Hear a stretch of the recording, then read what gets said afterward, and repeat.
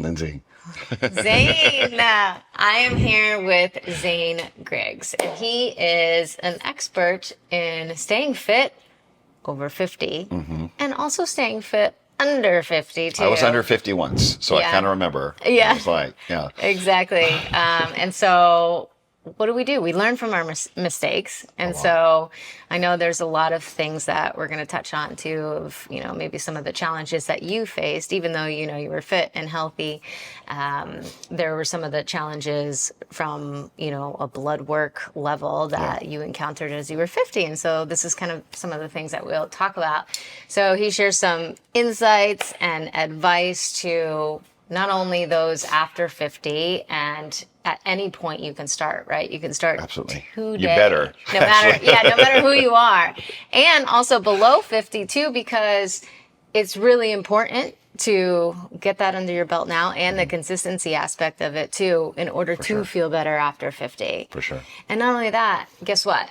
Like, maybe your parents or loved ones or somebody else is over 50. So we can probably just, talk about some tips of how to even just address the situation and, talk to those, because maybe some people after 50 also think that, hey, like, it's over for me, right? Which is far beyond the truth. It should be far beyond. I can't imagine, but it's time when people just it gets so difficult, they just kind of give up. Like, I'm not sure if I can make a difference. Yeah. Who am I trying to impress? It's like, no. You have people here who depend on you and who care about you, who Right. want you around them, Right. healthy, and for you to engage with them. Yeah. And why lose those years Yep.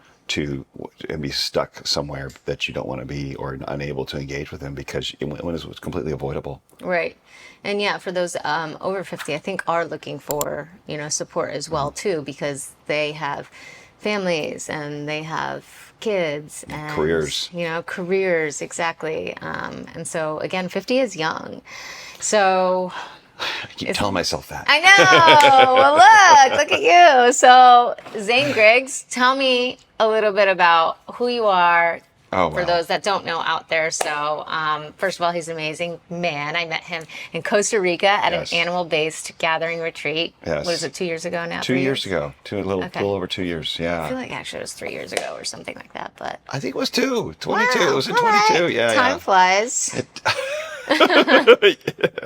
It seems like too long ago. Let's just Yeah, say that, because it does. it'd be cool to do it again. Yeah. But yeah, that was, which I love that because of the community aspect of it, because we got to get together and everybody got to share stuff, and it was all ages there, obviously. I was definitely on the older side. Yes. But I love being around people who are like-minded, but 10, 15, 20 years younger than me, because of the innovation. Because I'll go there and say, oh, you know what, I could do better here. So I still allow myself to be challenged in that regard and learn from and the motivation that I can glean from someone who's 20 years younger than me, who's doing new things with like animal flow or Right. great mobility stuff. People were, it was crazy. It really motivated me to dig into that and make that more of my routine. Because as I get older, it's a little harder to maintain the joints moving and be as fluid as they used to be. Right. And I can get stuck in my tendencies to go lift weights a lot, which Sure. can stiffen me up. Right. So I got from that a number of things, but that was a big one, was look at these guys move. I need more of that. And so Yeah. I love the mix of the community aspect of ages for motivation, but also for innovation. And hopefully I can bring something to them as well, because a lot of the young guys were talking to me like I was their dad, like I'm their dad's age. Yeah, They're like, yeah. how'd you stay jacked and fit, that kind of Yeah. stuff. So many questions. And it was a lot of questions. It was cool, Yeah. but I was shocked by it. I was Yeah. like, because I was there to receive, Right. but there were people wanting to receive from me. So that was kind of cool. Can I ask you a question? Of course. How old exactly are you? 53. 53. Do you find in today's world that perhaps you don't have 53-year-olds that are your friends that can either like keep up with you or that are active? Like, how do you, and so then do you have younger, friends because of that? Because you want to feel, excited and empowered and energetic. And so you kind of find yourself maybe with Right. younger guys or. Yeah, I think they're the ones that I know, they're not in my immediate area, like in Nashville. So There's a few. Some of them are my clients, Yeah. but You're like training them to be your friend. training them to be Come be my pickleball partner because Yeah, let's do this. but they have the same motivation, right? Yeah. They're just me in a different vertical or different career. But no, it is harder to find someone who has that kind of who has the same amount of perspective on or priorities on food and working out and staying intellectually curious about like digging in and and keep learning. But so that's why I like come to like events like the conference here and some of these other conferences because I can meet more of those people. There's a greater concentration of them. Yeah. But yeah, I don't have a lot, but I'm building that as I go to these conferences or I go to like what we went to the retreat Yep. to build that. Even if it's a remote community, but a community where people that you're connect with that you can encourage each other and then hopefully get together at some sort of event. And Right. but it is more difficult. But I mean, I think we're redefining what it means. I mean, what over 50 can look like. And I think Right. that's changed a lot in the last even 10 years, but certainly in 20 years, that we can be fit. There's ways we can optimize our health. Our expectations should be higher of ourselves. Right. And what could be what we expect of ourselves, Right. how we want to perform, and diseases we can avoid that before Right. when our only resource for avoiding those diseases was our doctor or something from the medical industry or from the mainstream media, and now we have such an alternative resource with everyone. You can say what we want about social media, but we're all connected now. We can talk to each other, and we don't need to rely on the mainstream. Right. And we can create retreats like we went to, or go to Right. these conferences, and then continue to interact with each other, have podcasts, and I think that gives us a way to share information and grow in a way without needing the mainstream narrative, Right. because Because they don't know anything about like how many hours do I mean, they take yeah. for nutrition, right? It's Yeah, just well, more they just- about sick care. they're there to treat people. If you go Right. to the ER, as you break something, go to the ER by Yeah, all means. right.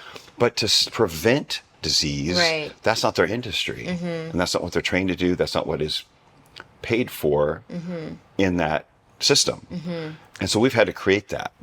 And I think the sharing of knowledge across all ages is what's benefiting, helping all of this grow, and creating these groups where we can get together and be exchanging information, not debating. Right, right.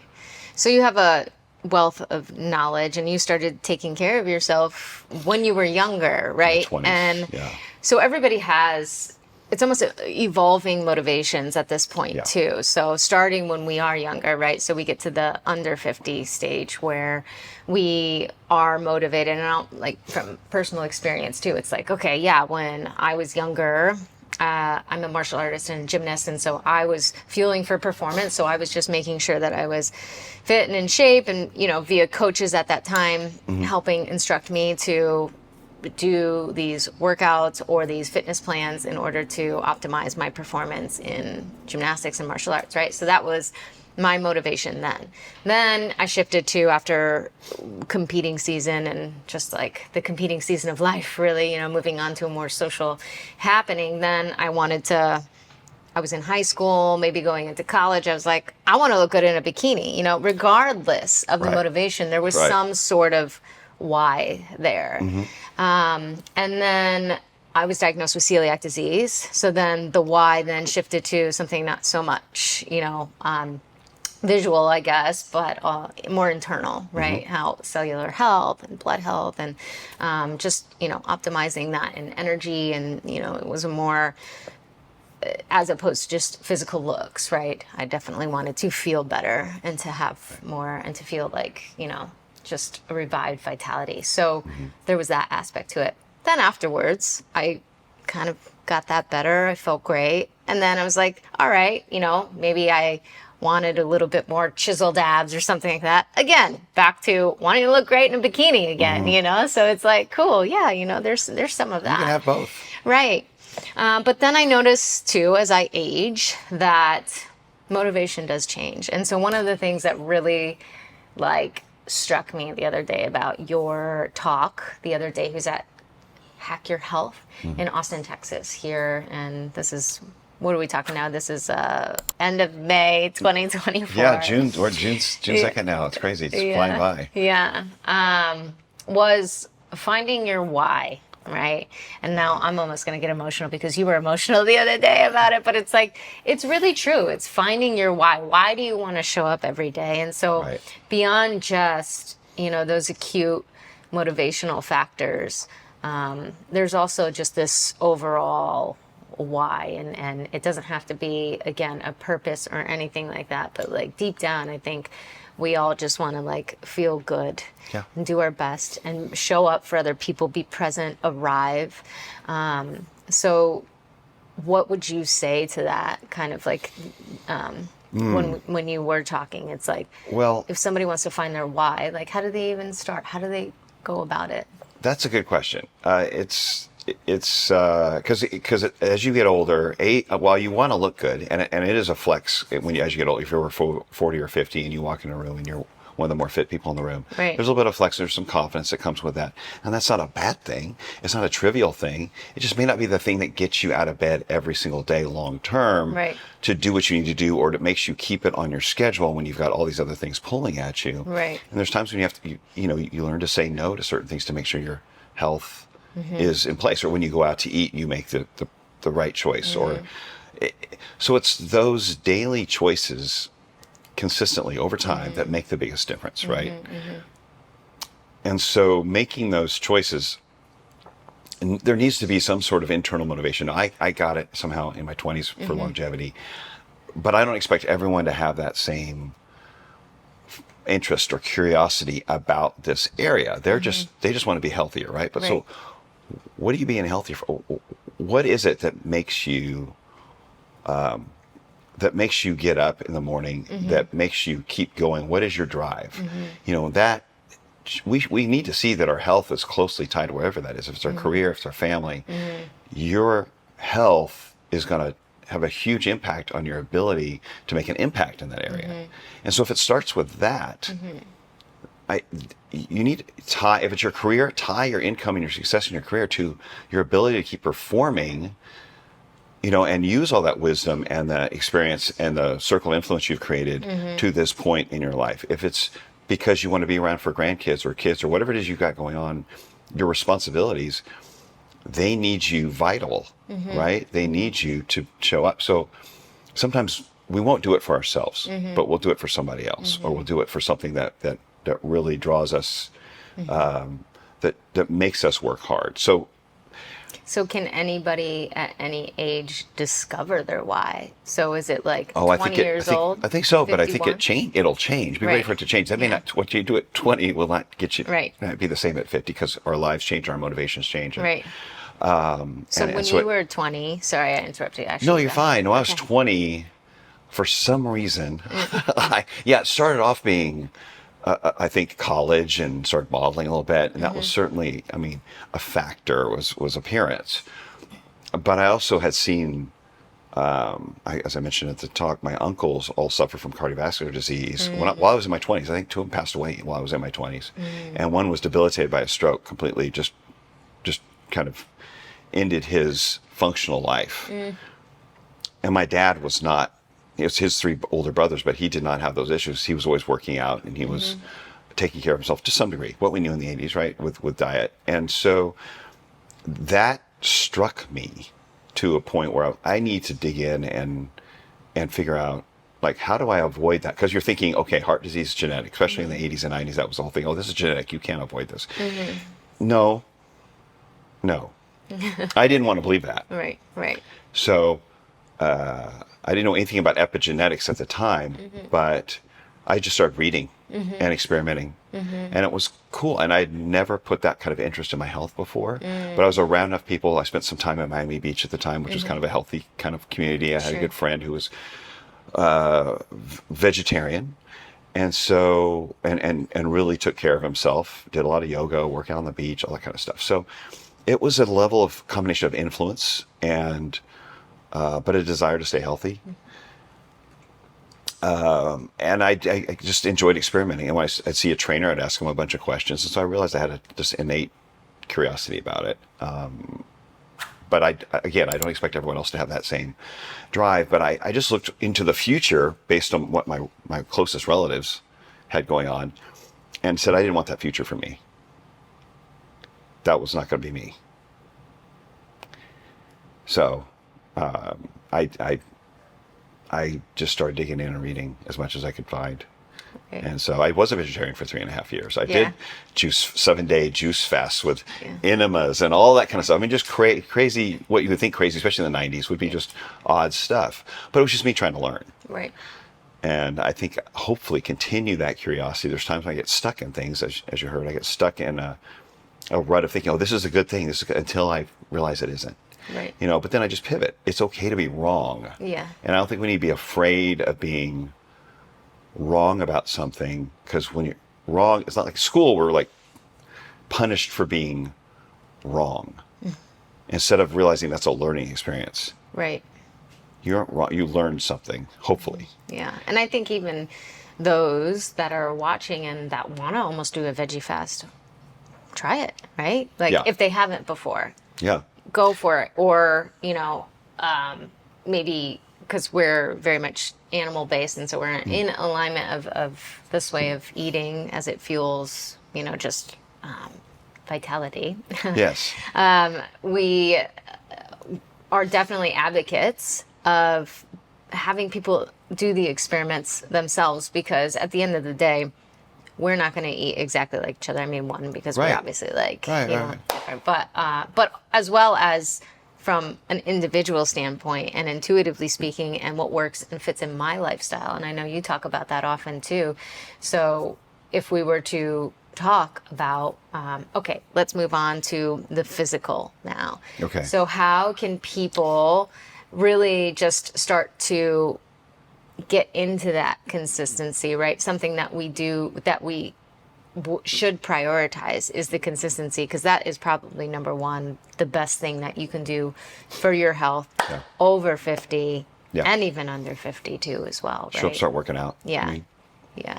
And for people who don't work out, it can be intimidating, but you just make sure you have some help, some support around you. Don't try to, if it intimidates you, don't do it alone. Either get a coach or make sure you find some sort of accountability. And don't feel like you have to go from 0 to 60 right out of the gate. It's like, just show up to the gym. Find 4 or 5 machines you feel comfortable with, because that's easy to work with and it's safe. You're not going to get hurt. And do 4 or 5 machines, and then go sit in the hot tub or sit in the sauna, or do something that makes it a pleasant experience at the end if you need to. But just start creating the habit of showing up. Right. Because over time, those habits turn into a normal part of your schedule, and then you start seeing yourself differently. You're someone who goes to the gym. Yeah. Or you're someone who shows up to work, whatever it is, wherever it is you go, or wherever you just go to the beach, or you're going on a walk, or you're going to a class. Yeah, I go to yoga class. I mean, it's like your identity changes because you've developed the habits and you've made it part of your schedule. But don't try to, I wouldn't recommend someone starting out try to do 4 or 5 different things at one time. Find 3 days that you're going to show up, do something fairly consistently, get used to it. And if it's just a bite-sized amount of it that you know you're going to need eventually, just start creating the space in your life for it. That's, and even if you wanted to start at a bite size of a bite size, there was this one TED Talk that I heard, and I forget his name, but he was based he had the TED Talk in Arizona rather, and it was about these habits, but starting at such a micro habit, meaning like if you want to write a book, okay, just have a stack of papers in front of you and a pen. Don't have to write anything, don't have to do anything. The next day, maybe you write one word, right? And then typically 1 word can mean 3 words or 4 words, right? And so then you just show up every day and you write 1 word in your book, 1 word on your book, right? And then essentially, as you keep on waking up and doing the same habit, right? Who knows how long it would take you, but then you have a book. Same thing with reading too. If you want to read, just pick it up, read a sentence, put it down. Odds are you'll probably do a little bit more. So as this relates to consistency in the gym, or going to the gym, or it doesn't have to be the gym, it could be the next room in your home, what is going to be that first baby step? It's like, well, get up at the right time that's going to fit for your schedule, right? Yes. Not everybody has to get up at 4. Not everybody has gosh. to like do it after work, right? So it's like, Yeah. how does this fit into your schedule? First, find that time slot. Okay, Right. great. This is going to be, and if it doesn't work Monday through Sunday, what is the most successful that you'll be as like, what is the time frame that will be the most successful over the week's worth, right? So then it's like, okay, let's say noon. So then you pick a time, it's noon. Great. That's a great micro habit. Now you have, all right, so then at noon, my next micro habit is going to be put on workout clothes or something that you're going to do. I don't know, maybe work out naked. Who knows? But that's cool too. At least like maybe show up at the next room, because I hope you're not going to the gym naked. Right. A private setting. If you're in your house, yeah.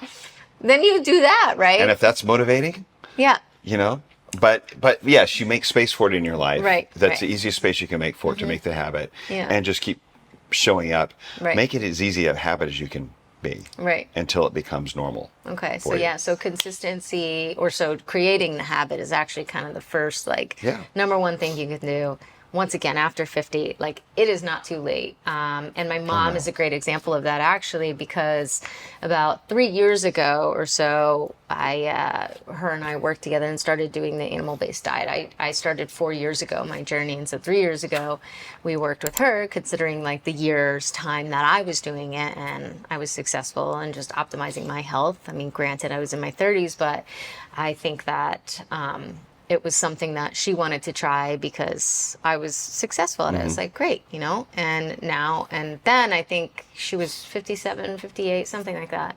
And first it kind of started with the food, and we built that energy and that strength to get her into the gym. And I think at this time she was still, active in doing the walks, but she had knee issues, and then it prevented from lifting heavy things. And I was like, no, we just got to work with it, not avoid it. And so, there's things that you can do to work with an injury, because everybody they come Yes. with ailments The and all older you these get, things. the more stuff hurts. I know. I hate to say that, Yeah. but there's more. You might have more obstacles as you get older, but the thing is, if you neglect them, it only goes downhill faster, right? So Right. you can building. So which I think where you're going is build strength Yes. and muscle and bone, because that's what we need as we age more than Right. that is escaping us very quickly Yep. with age, just naturally. If you're doing nothing, you're losing.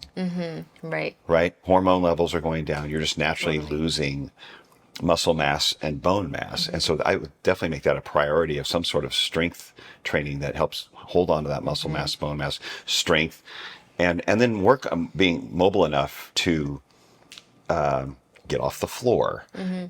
Some people, that can be very difficult for some people. Yeah. Getting your weight in a place that's a functional, healthy weight, and you're metabolically healthy. I mean, those are priorities that will add years to your life, but also enjoyment, like functionality to your life. So I think the strength and the metabolic health should be the top priorities. Yep. And the same actions can help you with both. And so would you say, if somebody's like not motivated to work out and create habits, like, what would you say to that? I would probably have I would have some strong words. Yeah. I mean, honestly. Yeah. Because depending on what's in their life, I was like, well, who's depending on you? Who wants you on this planet? Who needs you to be on this planet? Who are you showing up for? Because how selfish is it to not show up for your health? That has an impact on their life as well. Whether it's because you can't engage with them as much, or they're going to end up having to take care of you when you could have prevented it. I mean, at this That's a point, big one. an adult, someone who's over 50, they will understand responsibility. They will understand how their life affects someone else. They've lived long enough to have felt that impact, hopefully. And if they can't grasp that, I don't know what else to say. But it's like you have a responsibility to the people in your life to be there to show up as well as you can. And I think yes, we all have to show up and go to our jobs. We have those responsibilities, but to take care of your health is something that will last longer than your career, right? Hopefully. Yeah, if you do it, if you show up and do it, Right. so you have something left to give once those years are over. With your career, you still have life to give and life to enjoy. There has to be a bigger picture Right. than just you. Otherwise, I think it's very selfish. Are you motivated every day? Or are you disciplined? I'm disciplined. Yeah. Yeah, I'm disciplined, and and I mean, I can overtrain as easily as I can undertrain. I mean, it's just Sure. there's those days where I'm just like I mentally don't want to do it, but then and I'll walk out and I'm going to do 10 minutes. I'm just going to do 2 or 3 things and I usually end up doing 25, or something Right. like that. Even on a bad day, I was like, I'll Right. show up and a couple more things, like you said, just show up and do a little bit. Yeah. Usually do more, like writing 1 word, you'll write 4. Yeah, you end up just doing a little more. You just end up doing more because it does wake you up and you do feel better. And or it's just you take down the intensity, you go for a walk, or you just get on the bike. Right. That's fine. It's movement. It's all going to make you feel better and improve your, if nothing else, the perfusion around your whole body, right? Yeah. Your brain. But it's after a lifetime of doing it, I'm not worried about losing that habit. Correct, I've right. established it. It is who I am. Right, yeah. And that is priority. It's who you are. It's who, your family is too. Yeah, It's just, my family is huge motivator, and I want to, like I said, leave that legacy for my kids. I have 4 kids, and it's easy. Health is easy for them now, pretty much. yeah. They have no idea how much harder it gets, but they'll hit that point at some point. So I'm leaving for them an example, Right. and if I can pass anything on to them, it's an example of someone walking out health as you get older, optimal health. So, I mean, that's my gift to them. Right. Because clearly today, nobody else outside of yourself or your loved ones are really looking after your health, to be honest with you. I mean, sure, we have the community support too, such as like people like ourselves. Like I'd be invested in your health too, but that's just because we've surrounded ourselves with Right. these people. However, it's really important. Again, this is why it's sort of like an over under 50 thing, because I think like we need each other from this state, and not only to take care of our own selves, but to take care of each other. Yeah. And, great for teaching your kids that. That's amazing. They're going to be better in the world for it, for sure. And just at such a time too, where it's just like health, like obesity is a worldwide health crisis, It's an epidemic, yeah. amongst like heart disease, Yeah. right? And so Diabetes. diabetes. Crazy. And so this also, yes, physical. Like I think that is definitely 50% of the puzzle piece, right? If not, maybe even more, sometimes, right? Real important. So there's not only the exertion and the physical activity aspect, and then the recovery, which I know is like huge, which we'll talk about. Okay. But maybe let's move into a little bit of how are you going to fuel yourself, right? Not only, because if you want to talk about habits, and that takes a little bit of brain power, and so it's like, and almost motivation, but maybe it's discipline or like peeling yourself out of whatever you got going on that maybe you're not moving in the first place. It's like, how do we begin to sort of fuel ourselves to just get the energy to even start thinking this way, right? And so that comes from food. So it's not only to start thinking this way, but then also, ending up in the gym working out. And then we can kind of talk about how to optimize your workouts. So let's talk about, nutrition. What is sort of the ideal? Well, I think you and I are on the same page with the animal-based. So it's animal-based protein at a center with whole food added in, with the whole foods that seem to work well for you, but not being afraid of whole foods, because whole food didn't cause disease. Whole food didn't cause metabolic disease. I don't, whatever category you put it in, carbs, fat, none of that caused metabolic disease, because we didn't have metabolic disease when that's all we ate even 150 years ago, right? Everybody was eating all these things, growing them, corn, wheat, all these things we're scared of now, potatoes. And so if those things don't mix well with your body, or you need to prepare them better or prepare them differently to mix, fine, listen to that. Yeah. But there's plenty of whole food carbohydrates going to do much more for you than any processed food in the grocery store. Those are the poison. Yeah. Those are what causes the current level of metabolic disease. Those are the things we need to avoid. They aren't actually food. Right. So yeah. So I mean, ultra processed foods in the Right. grocery Ultra stores, right, processed, yes. is essentially just having like a big name company, right? You have like General Mills just like creating stuff in a lab, and then they put all these ingredients together. There's like 20 different ingredients, and then boom, you have like, So it's shelf stable. I don't know, So it'll sit on the Cheerios. shelf or sit in a warehouse for as long as they need it to. Yeah, yeah. And then you have Cheerios, carbohydrates, right? That like then Yeah. you think you're eating and you think you're, doing good for your Right. body. They had a Heart Healthy sticker on them for years, right? Oh my gosh, they still do. Like it's not going away. So that isn't, so I guess what we're talking about is one ingredient, Single ingredient foods. single ingredients, you grab them and then you could process them at home, because naturally that is how you make food. It's through a little bit of a process, but as minimal as possible in your own kitchen. Yeah. So- Homemade stuff. You're cooking it, if you Yeah. can call that processing, or mixing things together. But Yeah. I think even a homemade, and if you do it right, you can do homemade sourdough bread, and, Right. and be very beneficial and a great. It's Yeah. not going to make you sick. Right. Now, if you're already have metabolic disease, and you might need to taper certain foods until you correct that. Right. But understand that those didn't cause it. What Right. caused it was all the processed oils, which I'm sure you've talked yeah. about endlessly. Yeah. And processed oils and all the highly processed grains and so much added sugar all together in this food that has very little nutrition, a whole lot of energy, and just really toxic for the way we make energy, right? It really has a negative impact on our ability to turn food into energy. Right. And we store fat, and we don't metabolize things properly. So those are the real enemy. We don't need to be scared of whole food. Right. Unless our body tells us, hey, you don't digest that well, or you have an allergy or something like that, which is very individualized. Yeah, yeah. So but- then from a general standpoint, Big picture. then maybe, yep. Yeah. I mean, animal protein, whole food carbohydrates, you really can't go wrong in finding and playing with those, find the ratio that you need. Right. And now you're going to hear a lot of opinions about how much protein you should be eating.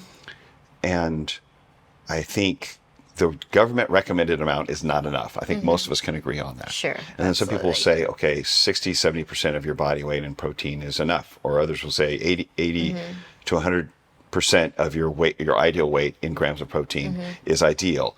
If you're anywhere in there, you're doing better than 90% of the population. And so Right. play with that to find out what fits for you, what works for you, Right. and helps fuel you and helps you recover. Right. And then the other fuel is, like I said, whole food carbohydrates as it works for you. If there's certain vegetables that upset your stomach, then don't eat them, right? Right. It can be that simple. Exactly. And I think simple is the key factor Yes. here. And this is what I love too about animal based. And this is why I've essentially stuck to a simple animal based diet for so long is, I mean, it's less time in the kitchen. It's less Yes. time to think about what you're going to make. Slap on a steak on the grill, boom, it's ready and it's done very quickly, because I want to fuel it for a life that I want to get outside. I want to do activities. I want Right. to ski. I want to go, play with my dog. I want to extract more time in the things that aren't just like consuming, right? I want to Right. fuel in order to do what I love to move. do and Yeah. to like have these conversations, because even this fuels my brain, and it's another, sort of nourishing snack meal for me too as well, Right, because right. that's exciting.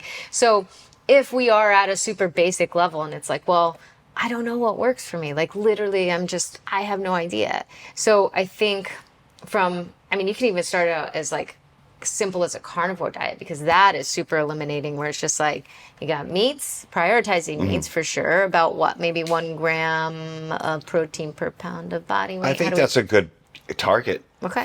That's what a target I recommend, but I know it will take some people a while to get there. And I prefer they does. use whole food to get there. If they need a supplement the protein to Sure. get there, and they're okay with that and doesn't upset their stomach, then by all means, go get there. But I think working your way up to that over a period of several weeks can be necessary. Don't feel like the first time you eat it, if it feels heavy or feels like a lot to you, Right. well, but give your body time, work up to it, find what's right, and work towards it. Let your body adjust, Yeah. right, to something new. But it's a great target. Right. But for a lot of people, carnivore diet seems Restricted. like too much, like almost I too agree. restrictive or too too difficult and to be socially or with their family and everything. Right. So, and that's fine. Yeah. And if you have something where you need to have elimination, whether it's a gut Right. issue or autoimmune, fine. But most people, I think, can have some, like, start your veggies, like squashes and Sure. things like that. If potatoes go well for you, have a potato. Right. Fruit is fantastic, you know. So So maybe even almost pick like, okay, maybe we don't want to go super carnivore, and we do pick a few options of Yeah. animal-based protein, prioritize that. Yeah. Then next move on to kind of like, okay, what kind of fat am I going to have throughout the day? And stick Right. to things like animal-based butters, your tallows, your Right. ghees, your lards, your bacon fat, right? Avoiding all oils. Then we kind of move into the carbohydrates bucket. And so would you suggest, since like carbohydrates, there's so many of them, right? Yeah. And then we do run into the issues, I think, like, and this is more of kind of where I don't know if it's geek out on or just like to explore, is the actual, process of how the grains are produced, and then there's glyphosate, there's herbicides, there's all True. these things involved, and that can get complicated. So I kind of get rid of a lot of the grains and focus more on fruits for me. Yeah. And so perhaps instead of just being like, you can have strawberries and you can have blueberries, because in the US it's like year round, they can have this, they can have that, da, da, da, da. So what about thinking about, all right, I want to do 3 different fruits this week. Okay. So giving you some variety, a little bit more flexibility than the carnivore diet, but doing 3 fruits, seeing how you feel on those 3 fruits. Right. And then if something feels off, then maybe, okay, either removing that. And again, I think I go back to the carnivore diet because it's like, then I do this like slow and steady thing where I'm like, okay, let me introduce 1 fruit and then see how I feel on that. And that is better to move forward with than starting with 3 and then trying to figure out which one it is, and then kind right, of a little go A/B back. testing sort of thing. Yeah. Yeah. So you have one variable to deal with. Yeah. I mean, if someone has that kind of food sensitivity, or they are finding that some food is disagreeing with them, that's the best way to do it, because you've eliminated all the other variables. Right, right. Yeah. I mean, if there's foods you're comfortable with, those are easy picks. So I mean, going through like celiac, like you had, or Yeah. if you have any kind of digestive issue, that would be, I think, the best way, the best approach to come to it. A lot of people, they're so overwhelmed, and for them, eliminating the processed food is the big lift. I agree. Yeah. And so to keep it as simple as possible, if they know a banana is an easy thing for them to eat, Yep. and that some zucchini or some like butternut squash or something like that is easy for them to eat, start there. Right. Start there. Because I think it's important to go, you're special. Not everyone can go carnivore Sure. for a week or 2, Of course. cold turkey, and feel good. They're going to go through a cleansing process course. too. And so I think there's a place for what you're saying. I don't know, everyone could take that on. It almost seems daunting. Your audience is probably, Sure. ready for that. Yeah. Some of the people I talk to, it's getting them out of the mainstream messaging and eliminating all those hyper processed food, ultra processed foods is a huge lift. Yeah, I agree. And out of convenience, schedule. So like a banana travels well, or a little something they can Totally. pack up well. Easy. Make it easy. Yeah.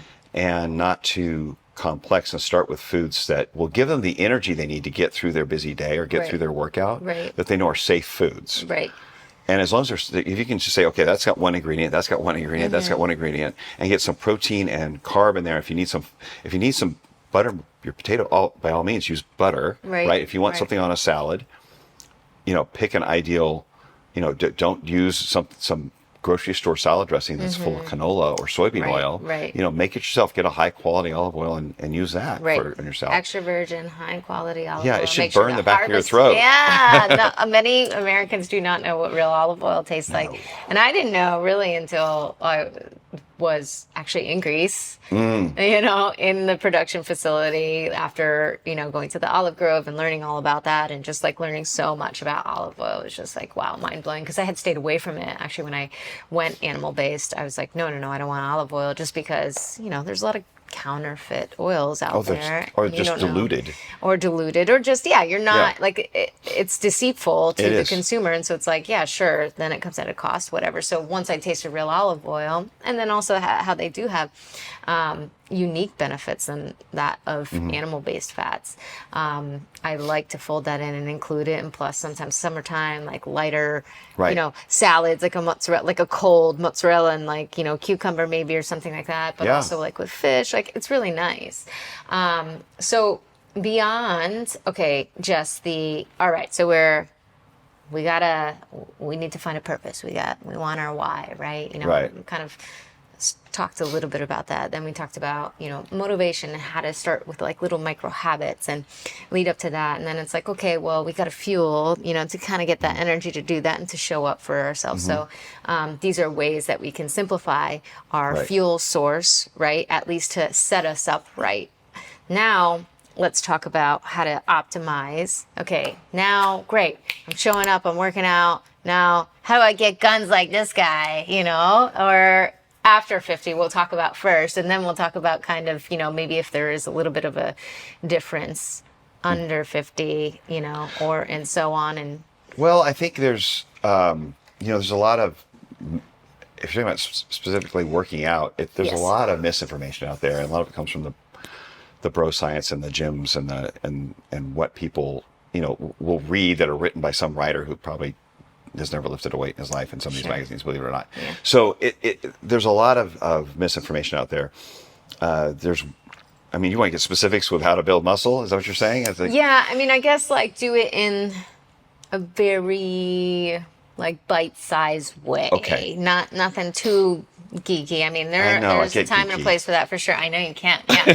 And if you do, that's fine. We love you anyways for it. So just, do I your get best to geeky give with us it. like, if I don't know much about it, but I'm like, hey Zane, like it's been 4 weeks. I've shown up consistently Monday through Sunday at the gym.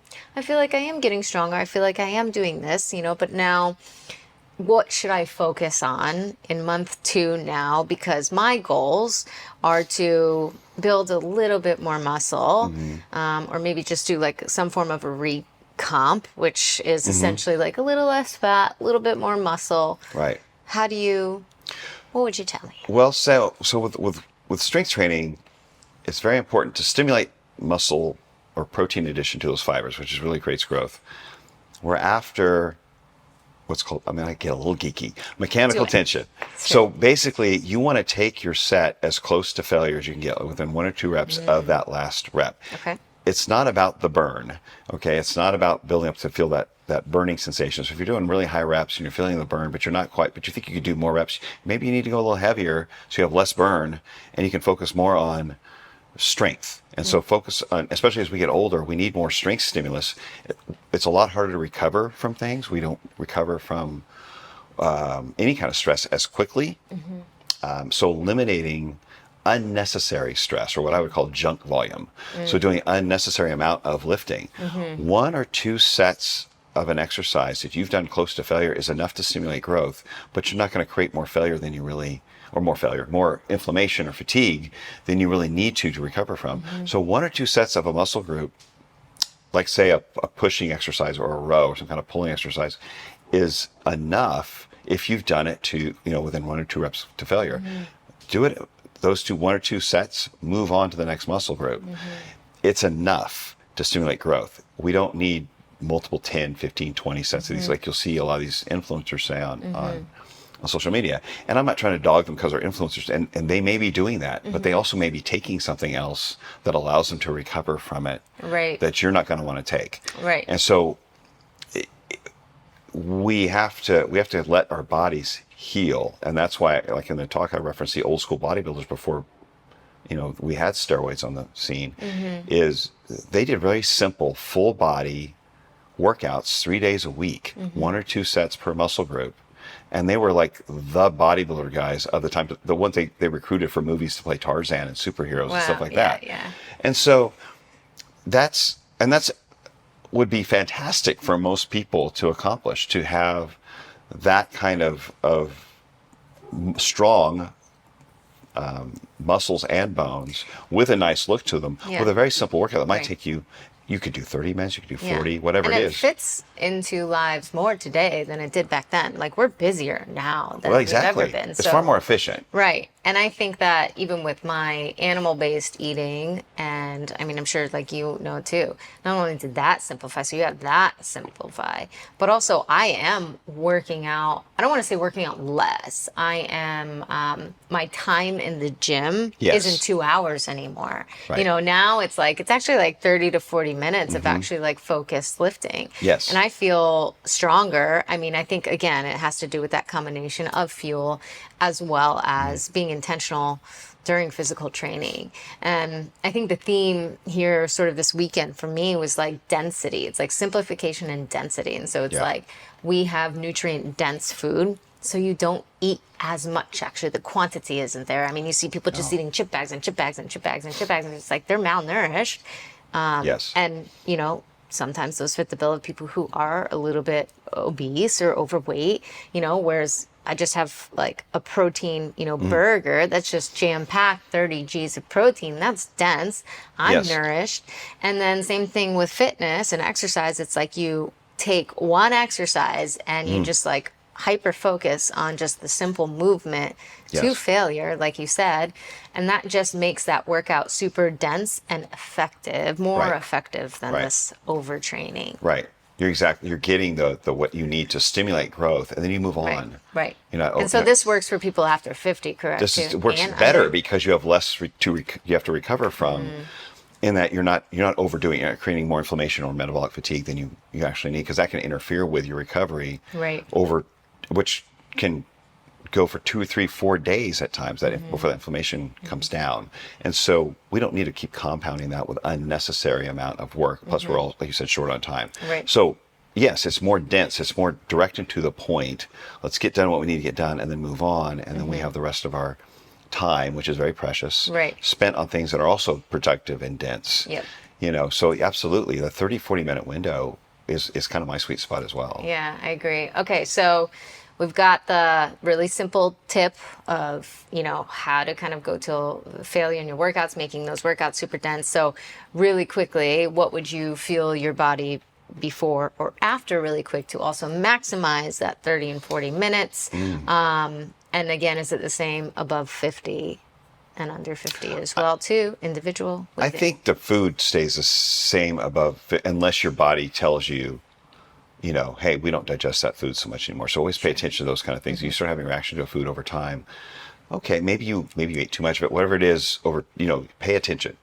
Some people over time develop egg allergies. You know what I mean? Sure. Or they have too much of a histamine response because they've been eating 3 or 4 eggs a day Right. for multiple years. Yeah. And so those things happen. Yeah. They're rare, but it's like, yeah, if the food is telling you no, then listen to that. But otherwise, I think fueling is pretty much the same as for humans, and that we need that protein. I think the protein target's even more important as we get older because of the anabolic resistance. We just don't assimilate that protein as effectively for building muscle. So I think hitting that 25, 30 gram window for each meal is very important to stimulate that muscle protein synthesis at each meal.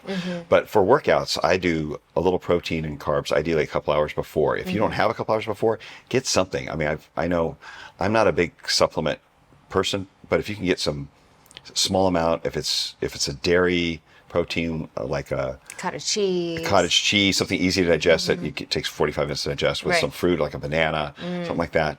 Get in there, or like someone wants a smoothie with some creatine in it, and you made with a good dairy source and some fruit, like I mentioned. Right. If you want to put honey in there, fine. But prior to that, if it takes a little bit more digestion, so then you would recommend I maybe do something more like like a venison. I wake up and get meat and some either like.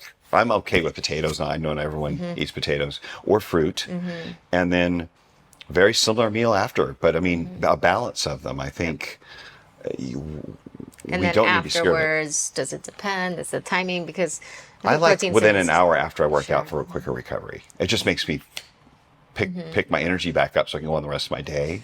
But I think the sooner we can start refueling, the better off. The less unnecessary stress we're creating. I mean, we Right. want to recover.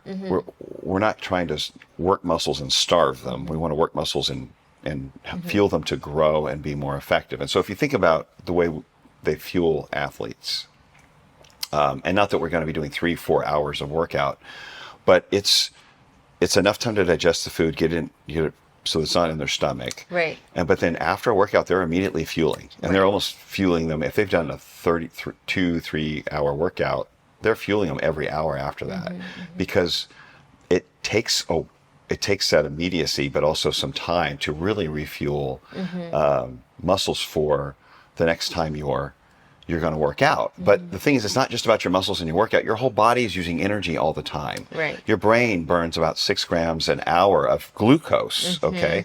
And so if it doesn't get enough, it's going to steal it from the rest of your body. Yeah. Your muscles need your organs. Brain and heart, liver, kidneys are 70% of most people's calories throughout the day. So you need that for proper function. If you're not eating enough, your thyroid's going to drop, your body's going to adjust to it. Right. It's going to lower your metabolism, your thyroid's going to be a little out of whack, and you wonder why you have no energy. Well, it's because you're under fueling and your body's trying to adapt to the fact that you're not fueling it.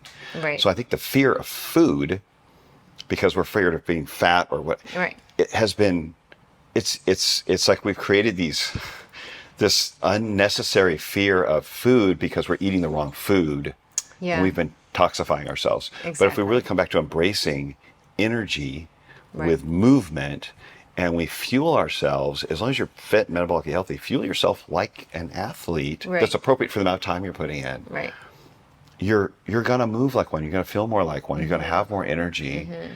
And rather than a reductionist approach. Sure, of course. Let's think about how would I want to fuel myself if I'm competing? Yeah, right. Or just from a daily perspective too. Yeah. So even not athletic, it's like, Yes. okay, tomorrow, Monday, I have all these things to do, or I have like an hour workout. It's like, what do I want to do? Tuesday comes around, I don't know, maybe I have a day off, maybe I'm playing pickleball. What is going to get me to the result that I want, Yeah. I don't think if we're eating the right food, we don't need to be afraid of it. Right. Because if you do eat more carbohydrate, for instance, your energy expenditure will go up. You might have more energy. You're going to burn more carbs. Your heat's going to go up. Right. When you're healthy, that's how it's supposed to work. Yeah, because there's a focus too on like calories. How many calories is that? How many calories is that? Right. But when we focus on the right nutrient-dense foods, calories don't really matter. Granted, there's still calories involved in certain foods. You need enough food. Right. So you make sure you can look at them if you really need to. Look at them enough to make sure you're getting enough to fuel you and that it matches with your output. But once you get kind of eyes on that, you know what your meal should look like. Then you know it. You can eyeball it. It's like your plate looks like your plate every time. Right.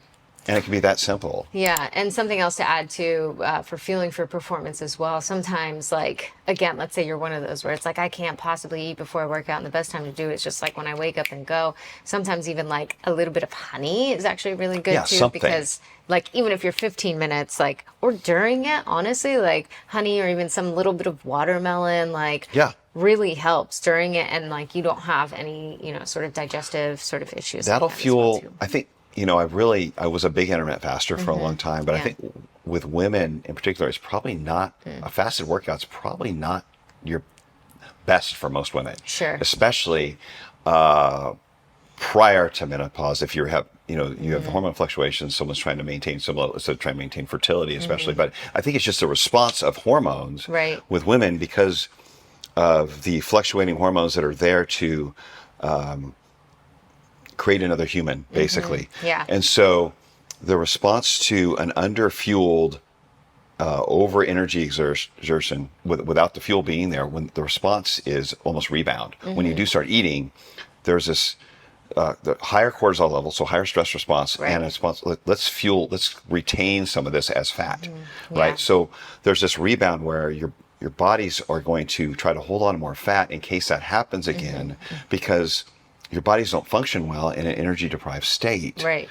Not that ours do, but we're more resistant to it because we're not made the same. Right. We don't have the fluctuating hormones. Right. And so I'm still not intermittent fasting anymore because I overdid that. My cortisol levels went through the roof, and I couldn't respond. But I think with women, get some. So all that to say, eat something before you work out to fuel your workout. Even if it's just a longer cardio workout. Fuel, because we don't need the stress response if we're eating quality food. You're working out, that is a stressor. If we start compounding these stressors, there is a downstream, there is a risk to anything that we do, and we got to weigh the benefits and the risks. And so I just think we've gotten to a place where everybody's trying to pull, and I did it. Yep. Every hormetic stressor, every stress thing, and if it sounds like someone has said it, we do it, and we do it times 5. Right, right. And we have to manage those things for health, because recovery, every stressor, you need time to recover. And if you start compounding them and you have busy life and everything else, there's no recovery. The recovery is not keeping up with all these stressors that we have in our lives. Right. Yeah. And I think for me, it's just evolved and it's changed again, either based on motivation, based on goals, and then also just based off of feedback that my body's giving me. It's like some days I'm like, no, I need to eat. Even before you guys came, I know I was going to feed you guys some steaks too. And so I'm just like, I can't wait. I'm so hungry. But yesterday, it's not even like I did anything super physical that like I was out playing all day. I actually was at Hack Your Health all day, and just that, conversations and output mental talking about that. I was like, holy moly, I need to eat. And so it's just like consuming in order to just stay present and stay in this moment, in this event, and in this energy. So after experimenting with that, with maybe fasting and maybe not, I know now what works for my body. So again, test it, try it, all of these things. So, and love to maybe that's another episode too, to just talk a lot about, women and hormones and what works and what doesn't after 50 and under 50 as well too. So that's like a whole nother That's a deep big dive. Big deep dive. It really is. You guys are really complex. You know that much. Us? We're still trying to figure out. The mystery is what's fun, but it's also like, oh my gosh. Yeah. No. Okay, great. So we're feeling our body too for, these before and after workouts. And now, we're a month, we're staying consistent. We've got these habits. Amazing. Now we know kind of how to feel our body a little bit before and after workouts, and sort of, prioritizing the protein, a little bit of fat and carbs that just give you that, energy to sustain and whatever. I think a balanced diet is a good way to go. And then figure out, imagine that we've come back around to a balanced diet. I know. But what does a balanced diet really mean? It doesn't mean Kellogg's and cereal. No, balance as in a balance of the types of foods that are available to us in whole food form, like we ate 150 years ago. Exactly. Right? Imagine that. Okay, great. So now, what about, I wanted to get into supplementation, but we're not going to today. But again, going back to simple balanced diet of just stick with whole foods. Don't get complicated with it. But also, is there anything that you could maybe tell your younger self now? And I know that for me, right, I just turned 38. And so I'm going to be heading into my 40s. And as a woman, and maybe as a man too, I don't know, maybe you guys can tell me too, going into your 40s, after your 30s is wow, I feel like I'm in my prime now. But then when you hit 40, you're like, ooh, but maybe my prime is later now too, just because of the way that, we take care of our body. But I think that if I were to tell the generation younger than me, right, I would say consistency is key. No matter what you do in this world, it's just show up every day for you, show up every day for someone else, whether that be your mom or your dad that is over 50, help give them inspiration and show them what a good example of taking care of your body looks like. Maybe if they are stubborn or not, or just, share this YouTube video with them too. Maybe they gain inspiration, but also for other people, so that we take care of ourselves in order to take care of other people. And that just works kind of both ways. So what would you say to now your younger self prior to hitting 50? And then also for those out there that are 50. Wow. I overdid it. I overdid all of the stressors, like I mentioned before. And I wasn't paying attention. I was ignoring the signals my body was telling me. I started looking at blood work. It was late 40s. I would have started blood work probably early 40s. Blood work. Yeah, 6 months to a year, at least once a year at most. And I don't know if I've been able to read it properly, because if you're ignoring what your body's telling you, oh wait, I'm feeling this kind of run down. This doesn't feel right. Maybe I'm doing it wrong. Sure. And so there's always checks. Are you doing it wrong? Okay, if not, then what could you adjust? Are you overdoing all of these stressors? And so I think listening to your body, not second guessing when something doesn't feel right, lean into that and be willing to embrace maybe a slightly different approach and stay intellectually curious so we keep learning instead of, because it's too hard, it's too easy to get into a rut because you're busy, everything else, oh, this is supposed to work, it works for that guy, I'm going to keep, I want to look like that guy, I want to keep moving this direction. And not paying attention to like, what, but who am I? Like, what is my body telling me? And if I make some slight adjustments, does that help it? So it was just really trusting that feedback, the biofeedback I'm getting, and seeing if I can get other feedback that resonates with that. And it's like, okay, when do I make adjustments? Because sometimes I stayed too long in a direction, doing things I didn't, to a degree I didn't need to be doing them, because it became an ideology, it became more of an idea than a tool. Sure. And I got stuck in that of like, well, this is the way I do it. This is what I tell everybody else to do. Your little ego gets in there. And so it's really being humble and curious and continuing to experiment and realize nobody's got it all figured out. Right. Maybe giving yourself a trial period too, where it's like you heard this and you nugget, oh, that resonates. Maybe I should try it, but I'll try it only for 30 days. Set and a then deadline. Try something else. That's smart. Yeah, I did. Cool. That's what I would tell. I would say, set a deadline. Set a deadline. Yeah. Yeah. Maybe you should talk to my younger self. No. But I really think it really was my downfall for me personally. It may not be somebody else's, but I kind of got stuck in a rut. Wasn't paying.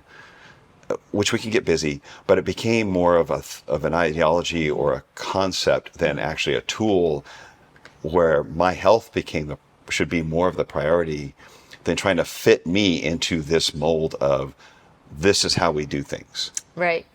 Yep. And how do you listen to yourself? Well, you get rid of the ultra processed foods, you get rid of the processed foods, you start setting habits, and you start working out so that you know what feeling better looks like, so that when you feel less than, that's how you start to listen. Yeah. So there's that. 50 years old. Now tell us what you would tell somebody else that is also after 50, let's say have not taken care of their health and they want to, it's not too late. What would you tell them? If you can fog a mirror, start. Yeah. You know, if you're still fogging a mirror, you can make changes. I run into people at some of these conferences that they're over 50 and they show me a picture that they've lost 180 pounds, or last time I saw them, like last August, they come up to me and they show me they lost 30 pounds the last time I saw them and said, thank you for inspiring me. And that's not, it's just to show them you can do it if you just start, and none of them did it all the same way. There is not a magic formula. There are some basic principles. Clean up your diet, start moving, pay attention to your sleep. Yes. Get eyes on your blood, those kind of things. It's like sleep well for recovery. Right. Eat well for fuel.